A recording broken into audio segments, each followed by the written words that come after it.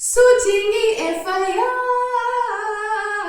करेंगे नहीं, तो सोचेंगे क्यों, अब तो रिटायरमेंट के बाद एफआईआर हो गई है। तो भाई क्या हुआ है ये समझने का प्रयास करते हैं साथियों।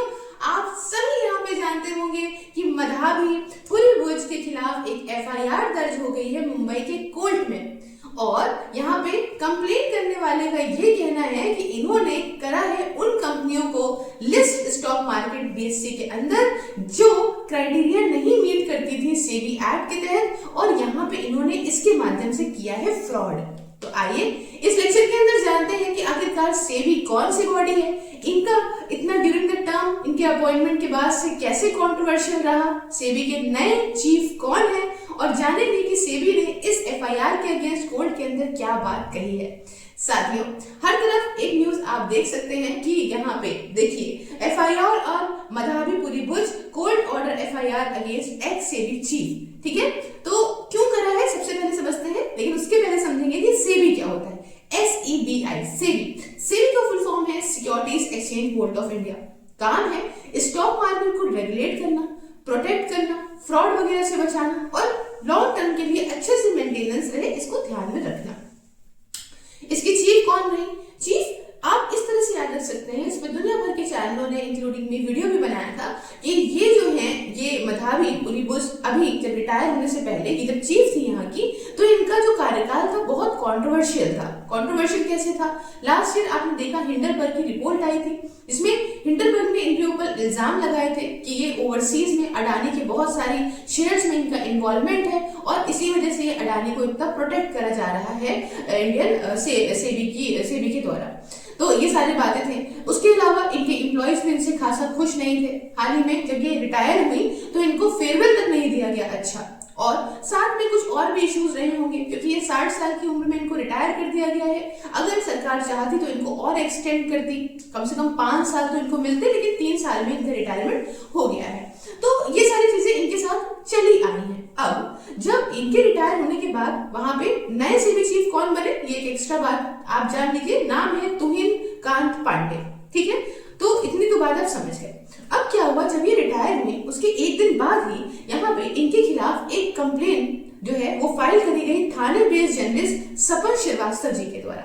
इन्होंने ये इल्जाम लगाया इनके ऊपर कि इन्होंने उन कंपनी को लिस्ट कराया है, कंपनी का नाम बता देती हूँ, कास रिफाइनरी लिमिटेड। इस ऐसी कंपनी को लिस्ट करा दिया गया है बॉम्बे स्टॉक एक्सचेंज पे, बीएससी पे, इवन दो वो क्राइटेरिया जो है रेगुलेटरी कंडीशंस का मीट नहीं कर रही थी। सेबी एक्ट 1992 के तहत जो क्राइटेरिया होता है उसको वो मीट नहीं कर रही थी कंपनी, देन तो इन्होंने उसको लिस्टिंग करा दी है।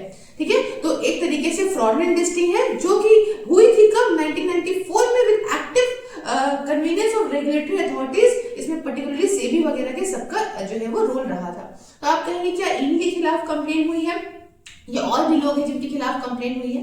नहीं साथियों, इसमें कई सारे 5 लोग भी और हैं, ये और इनके अलावा 5 होल टाइम मेंबर्स में सेबी के मेंबर्स हैं, जिनमें अश्विनी भाटिया जी का नाम है, अनंत नारायण जी का नाम है, कमलेश चंद्र वार्ष्णेय है, और BSc that is Bombay stock exchange की बात हो रही है ना, तो उनके चेयरपर्सन प्रमोद अग्रवाल और सीईओ सुंदर रमन राममूर्ति जी का भी नाम है। तो इन सबके खिलाफ यहाँ पे कंप्लेंट हो गई है फाइल।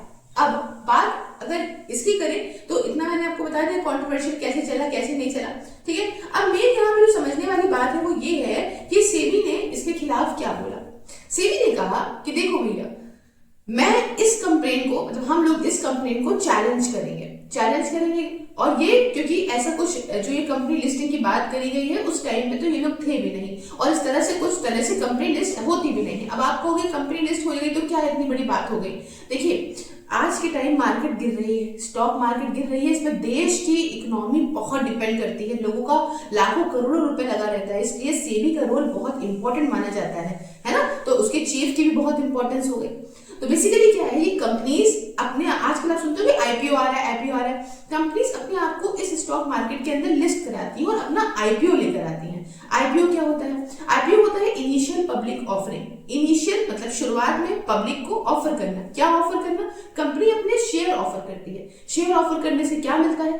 देखिए शेयर कंपनी ने अपने आपको 100 हिस्सों में मान के डिवाइड कर लिया, उसके बाद एक हिस्सा आपको उसने दिया 100 रुपए में, तो इस तरीके से उसने अपने आप के शेयर दिए और आपसे पैसा लिया, जिसे वो अपने आगे बढ़ने के लिए, उनको पैसे की जरूरत है, कंपनी उस पैसे को लगाती है, आगे बढ़ती है, और जिससे जो पैसा मिलता है उसका कुछ प्रॉफिट हिस्सा आपको भी मिलता है अकॉर्डिंग टू योर शेयर्स। तो ये चलता है मामला। लेकिन अगर इस तरह से कोई कंपनी मान लीजिए फ्रॉड तरीके से अपने आप को लिस्ट करा ले इस पूरे चैनल के अंदर, तो इससे क्या होता है कि हो सकता है वो जो पैसा ले रही है वो अपने आप को ग्रो करने की बजाय किसी और एक्टिविटीज में लगा रही हो, जिस एक्टिविटीज से देश के अंदर नुकसान पैदा हो रहा हो। तो इस वजह से यहाँ पे ये पूरी तरीके से ये फ्रॉड वाला मामला यहाँ पे रखा गया है। ठीक है, तो अब आगे जिस तरह से भी इसमें आती जाएगी जानकारी मैं आपको पर्टिकुलरली बताती जाऊंगी। बहरहाल एक बहुत अच्छा इनिशिएटिव मेरे द्वारा चलाया गया है, वो है वर्चुअल लाइब्रेरी का। साथियों, इसमें आप घर बैठे जाड़ा गर्मी हो या बरसात डिसिप्लिन तरीके से पढ़ाई कर सकते हैं मात्र 99 रुपीज पर मंथ में। इसको ज्वाइन करने के लिए आप मुझे व्हाट्सएप पे कॉन्टैक्ट कर सकते हैं 9919785532। इसके साथ साथ आप टेलीग्राम पे भी मुझसे बात कर सकते हैं @सिर्फ IS सेल्स के माध्यम से। इसके साथ साथियों, आप मुझे हर सोशल मीडिया प्लेटफॉर्म पे फॉलो कर लीजिए, जिसमें ये वीडियोस आप फेसबुक पे तो पाएंगे ही पाएंगे, MCQs के लिए इंस्टाग्राम, करंट न्यूज के लिए X या ट्विटर, और उसके साथ इस PDF के लिए पाने के लिए आप टेलीग्राम को ज्वाइन कर सकते हैं। इसके साथ आप ज्वाइन बटन को प्रेस करके चाहे तो मुझे मेरे काम में सपोर्ट भी कर सकते हैं। Thank you so much for watching guys. मिलते हैं नेक्स्ट वीडियो में किसी नए और जबरदस्त टॉपिक के साथ। जय हिंद, जय भारत।